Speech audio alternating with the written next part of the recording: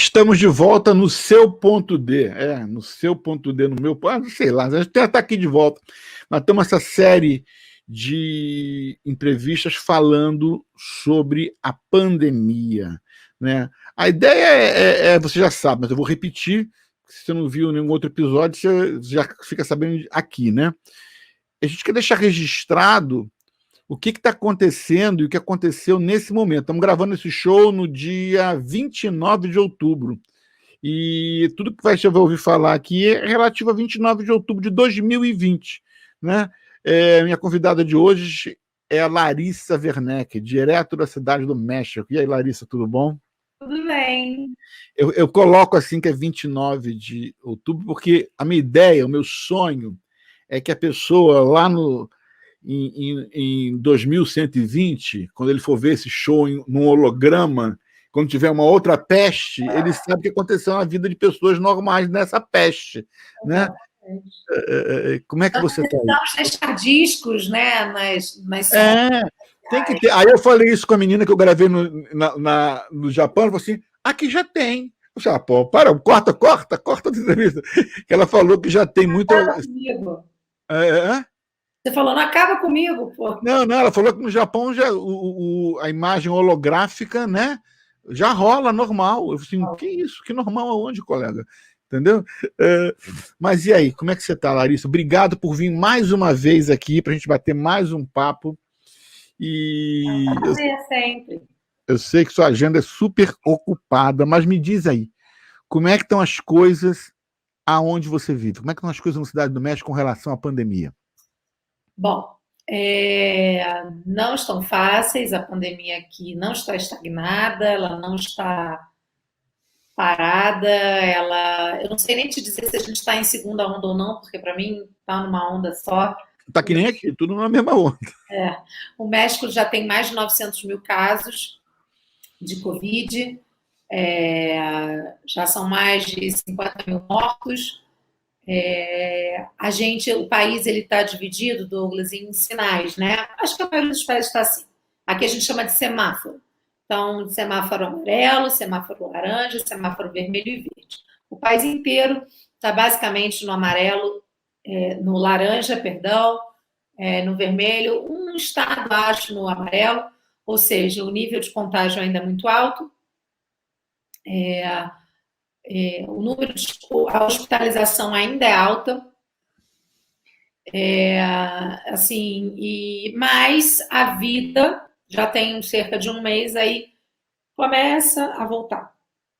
O México já reabriu cinemas com limitação, claro, de pessoas. Os restaurantes também estão abertos com limitação de pessoas. Os campeonatos de futebol já voltaram, mas sem plateia, sem público, né, nos estádios. Você tem algumas peças de teatro que também já começam a voltar, também com todas as medidas, né, de distanciamento social. Aqui eles têm uma campanha, desde o início da pandemia, chamada Distância Segura, que isso está por todos os lados. O uso de máscaras, né, é obrigatório, tanto na rua quanto no transporte público, nos restaurantes, lugar fechado. Mas, claro, a gente vê na rua as pessoas com a máscara no queixo. É uma coisa básica, como em todo o país. A única coisa que está totalmente fechada e que não tem previsão de retomar são as escolas. A educação no México continua no ensino remoto, à distância, tanto para a rede pública quanto para a rede privada. O governo fechou uma parceria com cerca de 10 canais de televisão para transmissão de teleaulas, ou também a possibilidade de você acessar a internet, mas um país com cerca de 50% da população em situação de pobreza, você sabe como é que é a desigualdade de acesso à internet, né? Então, assim, nem todas as famílias têm um celular para cada pessoa, nem todo mundo tem um computador. Muitas famílias dividem um celular para cada 4 filhos. Então, a gente sabe que você vai ter uma defasagem aí de ensino, uma defasagem na aprendizagem muito grande depois de todo esse processo. Mas eu acho, Douglas, que para mim, Larissa, voltar às aulas no México seria um risco muito grande. Porque a gente tem, não é como nos Estados Unidos, né? A educação pública aqui no México é como no Brasil, infelizmente é uma educação para as pessoas de baixa renda, que, se voltar às aulas, vão ter que voltar ao transporte público, os professores vão usar o transporte público. Não é o meu caso, né? Que de privilégio na escola particular, provavelmente você vai de carro, volta de carro, né? Sim, Então a gente sabe que o transporte público é onde você tem o maior risco de contaminação. Então eu, Larissa, acredito que se você voltar às aulas agora, apesar de eu achar que seria incrível, a minha filha está na escola de novo, eu ia voltar a ter um momento de paz e tranquilidade. Brincadeira, né? Brincadeira. O início foi realmente muito confuso, mas ela agora já se adaptou um pouco a esse ensino remoto, tudo. E quando foi o início aí no México? Foi dia 16 de março. Março. Então vocês tiveram, na realidade... A gente já está 244 dias, 245 dias em quarentena. O México não teve lockdown. Isso que eu ia te perguntar. Não, vocês estão aí mais ou menos na mesma semana que foi declarada uma pandemia, né? Quer dizer, acho que foi dia 13 de março, então foi só nesse momento que o México começou a olhar essa questão. Desde o início, desde fevereiro já se começava a falar do coronavírus, né? Que tinha um negócio aí, né? Que tinha um negócio aí você tinha um caso, né? Depois eu vejo exatamente o primeiro caso no México, quando foi. Não, eu só quero ver o seguinte, então, em março aconteceu pandemia, mas não houve lockdown em momento nenhum. Isso, 13 e 14 de março foi declarada a pandemia. Dia 16 de março a gente entrou em quarentena. Dia 16 de março foi lançada, então, essa campanha que eu falei, distância segura, sana distância, falei errado, que é distância segura, aqui em espanhol, sana distância. Mas a gente teve, como no Brasil, as aulas foram suspensas já a partir desse dia, do dia 16 de março, em todo o país, tanto na rede pública quanto privada, universidades também. As empresas já começaram a fazer sistema de home office, os cinemas fechados, supermercados abertos, mas com todas as medidas de distanciamento social, e a gente entrou nesse ritmo, então, de quarentena, né?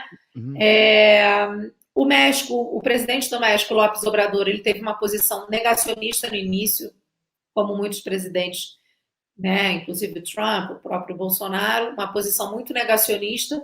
Ele dizia que o mexicano não tinha que deixar de ir para a rua, tinha que continuar se abraçando, que isso era do mexicano, que o mexicano está acostumado a vencer muitos problemas e que esse ia ser mais um. Claro, ele foi muito criticado, os números começaram a crescer, então acho que mais ou menos ali no fim de março ele lançou um vídeo, publicou um vídeo dizendo não, vamos todos ficar em casa.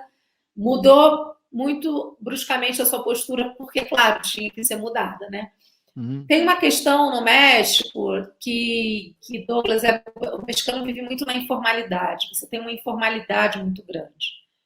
Então, você tem pessoas que ganham no dia o que elas compram, o que elas comem, né? Então, você tem, assim, barraquinhas na rua para comida, informalidade no centro, venda, sabe? Como no Brasil, um mercado informal muito grande. Então, também, isso foi uma questão muito sensível, porque as pessoas precisavam trabalhar. Essas pessoas precisam trabalhar, né? E o governo não tem braço para assistência para todas essas pessoas, né? Então, assim, hoje você foi um balanço complicado para acontecer, né? E o maior momento da crise aí, então, você diz que foi março, onde tinha mais infecções, mais gente morrendo. Não, acho que foi agora, estamos agora. Agora está o pior momento. Quem quiser acessar o site da Secretaria de Segurança Pública, da Secretaria de Saúde, você tem ali relatórios diários de contágio. Entendi. Agora, quer dizer, então... Apesar desse negacionismo, o governo tem... Claro, você sabe que esses números não são os reais, porque você tem de teste, tudo aquilo, né? Mas, assim, o número é muito alto e está crescendo. Então, vocês, então, estão... A coisa não... Por exemplo, aqui nos Estados Unidos... Já teve um ápice que foi, acho, julho e agosto. Aí caiu um pouquinho, tá tudo bem, vamos para a rua... Aí abrir uma coisa ou outra, começa a abrir, porque também, assim, a economia do México despencando. O PIB, as projeções de PIB para o México para o ano que vem são baixíssimas, né? Então, e foi o que eu falei, o mexicano trabalha, como dizem aqui, al menudo, ganha por dia. Entendi. Mas, assim, as medidas estão sendo tomadas, o uso de máscara é obrigatório, todo mundo sempre com álcool gel. Você já tem, assim, inclusive eu mesmo já voltei a fazer coisas que eu não estava fazendo, sei lá, ir para a rua um pouco mais do que eu ia, mas sempre tomando as medidas de distanciamento social. Tá. E me diz uma coisa, como é que a Larissa e família estão convivendo com isso tudo? Douglas, no início foi muito difícil, assim. O meu marido fala que eu sou um siri na lata, que eu preciso ir para a rua, sabe? Eu fico, ai meu Deus. Então, psicologicamente, no início, para mim, foi muito difícil, até porque a gente não tinha conhecimento ainda sobre o vírus mesmo, né? Sobre o novo coronavírus, sobre o que a doença fazia ou não. Deu um pânico em todo mundo, você não botava o nariz para fora realmente, ninguém botava. A gente foi se adaptando, a gente não tinha um escritório em casa, montou um pequeno escritório. Meu marido trabalhando de casa o tempo inteiro. Minha filha com as aulas de casa. Então, o início foi um pouco caótico, como foi para todo mundo, né? Assim, eu já trabalhava de casa, mas eu gravava na rua, mas passei a fazer tudo de casa, então equilibrar o homeschooling, o ensino remoto, né, com o trabalho de casa, com o cuidado da casa. Aqui no México a gente tem ajuda em casa, mas no início da pandemia a gente ficou realmente sem ninguém. Agora que a Trini, que me ajuda aqui, começou a vir, a gente está pagando Uber para ela ir e vir. Porque já tá. E ela também, ela falou, eu preciso voltar a trabalhar, eu tô ficando doida, sabe? Sim. Então, mas foi um início muito caótico, mas a gente foi se adaptando. Graças a Deus, a gente teve a possibilidade de alugar uma casa numa cidade perto daqui. Então, a gente passou 3 meses nessa cidade recentemente, trabalhando de lá, com outros 2 casais de amigos que estavam fazendo a quarentena com a gente, estavam fazendo quarentena também.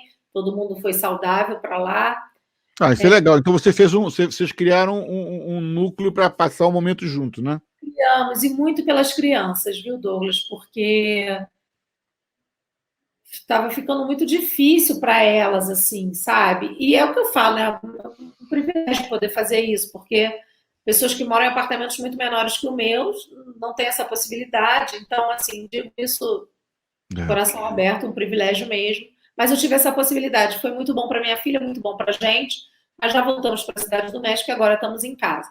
Mas eu já vou ao supermercado, né? Eu já vou ao salão se preciso fazer alguma coisa, sabe? A gente está tentando levar uma vida, claro, muito mais, 70% do tempo em casa, né? Comendo em casa, restaurante é uma coisa que eu tenho evitado muito, assim.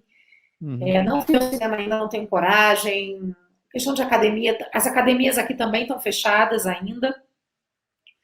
Então, assim, mas o México, você anda na rua, você já vê trânsito, sabe? Você já tem uma vida voltando à sua normalidade, mas com as medidas de distanciamento. Aqui, eu percebo que, não sei se muito pela questão da catástrofe, do terremoto, que todo mundo se ajuda muito, eu percebo que o mexicano ele tem um pouco mais de consciência do que está acontecendo.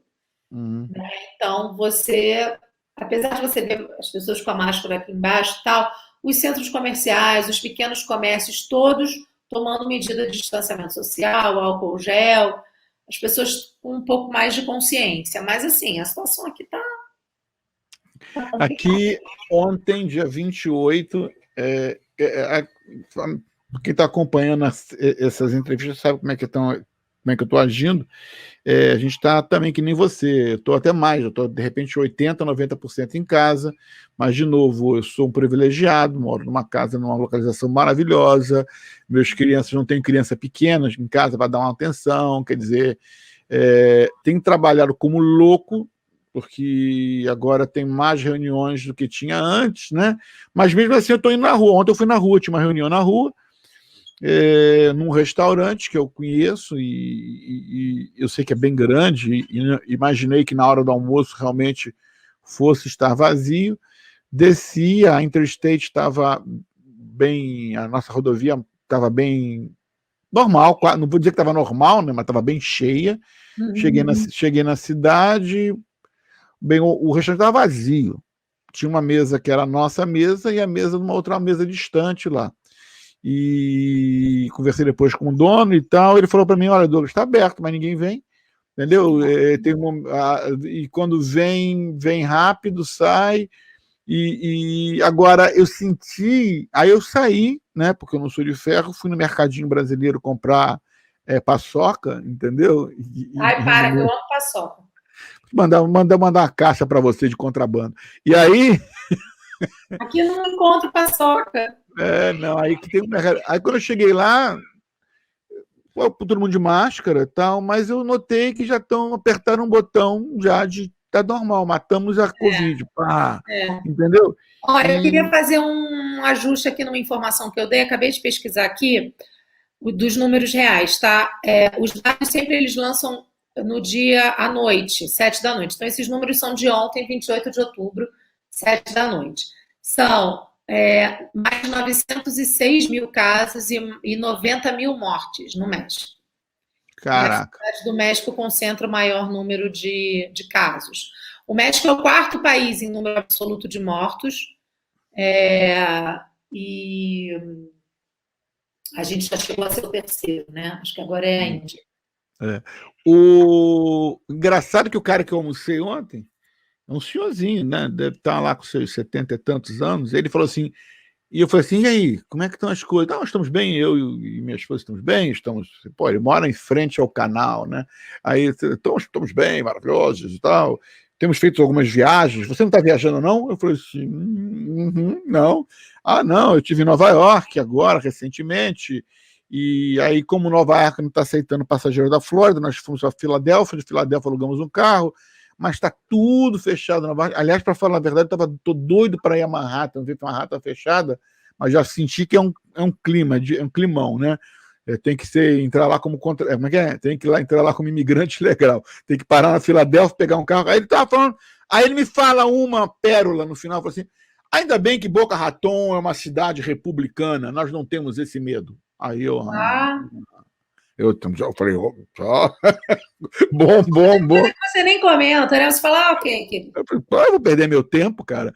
E então esse clima de eleição na terça-feira está deixando, está mentindo tremendamente para a população do perigo que está tendo, né? Falando de viagem, a gente, como eu falei, a gente alugou essa casa e a gente vai fazer uma viagem agora de carro. A gente não quer pegar avião, mas é sempre por questão para fugir um pouco do urbano, né? Sim, não. O lance do avião, eu não tenho nem medo do avião, não. Entendeu? Porque o avião é super reciclado, se você tomar cuidado no toque, entendeu? Eu já li que o nível a porcentagem de contaminação no avião é muito pequena. Não, no ar é quase zero. O problema do avião é o toque. Toque no menu, toque no banco, vai ao banheiro, mete a mão, aí se você usa o álcool gel, ok. Mas o grande problema, eu quero ir para Nova York, como eu já te falei, já tem esse problema da restrição, quero ir para lá para não ver nada. Eu quero ir lá para não ver nada. Eu sei que vou andar, não tem nada, não tem teatro funcionando, não tem nada, não, tudo bem, eu quero ver nada. Eu quero saber como é que é uma cidade parada como Nova York, como é que está uma rádio parada. Mas a complicação de fazer isso é muito grande, então eu desisto, entendeu? Não vale a pena, porque aí vou ter que... Você vai ter muito tempo ainda na sua vida para ir a Nova York. Mas eu quero ir para ver fechado, entendeu? Tipo zumbi, né? Cidade zumbi. Não... Já voltou a ter movimento lá, viu? Eu tenho amigas em Nova York... E voltou a ter um movimento. Mas aqui é o seguinte, meus filhos falam que eu tenho um filho que não suporta Nova York. E ele é o que mais viaja comigo para Nova York para negócios, né? Aí eu falo para ele, se eu não vier para Nova York a cada 6 meses, eu morro, eu preciso de uma carregada de energia, eu sou carioca, entendeu? Eu também. E aí... Mas eu gosto de visitar. Meu filho fala assim, eu venho porque sou obrigado, entendeu? Aí às vezes eu quero ficar mais, não, vamos embora, vamos próximo avião, vamos embora. Mas eu quero ir ver essa parada, entendeu? Porque mesmo com alguma coisa funcionando, entendeu? Eu tenho outro amigo meu que acabou de voltar lá, fez o mesmo esquema, foi para Filadélfia, porque o filho dele estuda na Filadélfia, e de lá foi com a família em Nova York, e ele falou, cara, pô, eu nunca imaginei ver aquilo. Tirando a desgraça econômica e que o povo está passando, é uma coisa linda. Andar no Times Square com ninguém, eu nunca imaginei que ia fazer isso, cara. Entendeu? E realmente deve ser uma cena de filme da Planeta dos Macacos, lembra? Sim. Deve ser uma cena de filme. Claro. Agora, olha só. Eu te falei que era rapidinho, e agora, tá? Eu vou fazer a pergunta, que é a pergunta secreta.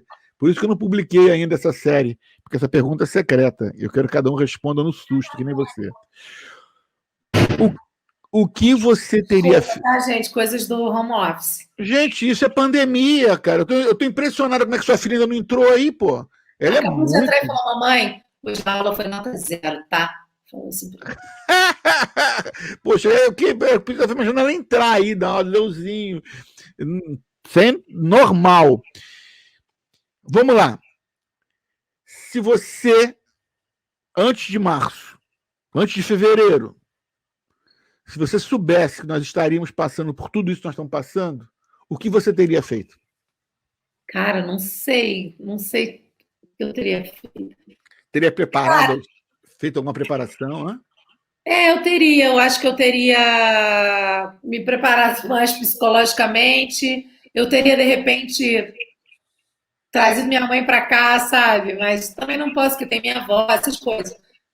Eu acho que eu teria, de repente, ido antes para essa casa que eu falei e ficado bem isolada mesmo de ninguém. Eu teria feito... Isolada de todo mundo, perdão. Acho que eu teria feito isso. Mas difícil, né? Às vezes eu acho que a gente vai acordar e falar, meu Deus, eu sonhei com um apocalipse, sabe? Mas, assim, eu sou uma pessoa muito otimista, Douglas, muito, assim. Eu acredito que em março a gente tem a vacina. Eu, por exemplo, estou com passagem para o Brasil, eu sei que vai ser um risco muito grande, mas eu quero ir para o Brasil. Sim, preciso ver minha mãe, ver que ela está bem. Minha avó vai fazer 100 anos, sabe? Show. Uhum. Então, assim, eu preciso ir, mas eu sou otimista. Eu acho que as coisas vão melhorar, que a gente vai ter vacina e que a gente vai sair um pouquinho... Não sei se, como todo mundo fala, isso veio para mudar a sociedade, não vejo muito assim, tão polianamente, mas acho que a gente vai trazer boas lições disso tudo que a gente está vivendo. Sejam lições sanitárias, sejam lições de convivência, questão de consumo. Acho que... Tinha gente que não lavava a mão, né? Tinha gente que não lavava a mão, né? Larissa, muito obrigado por estar com a gente aqui, e vamos deixar esse depoimento histórico para o próximo que pegar uma pandemia, que não seja a gente. Um beijão. Um beijo, tchau.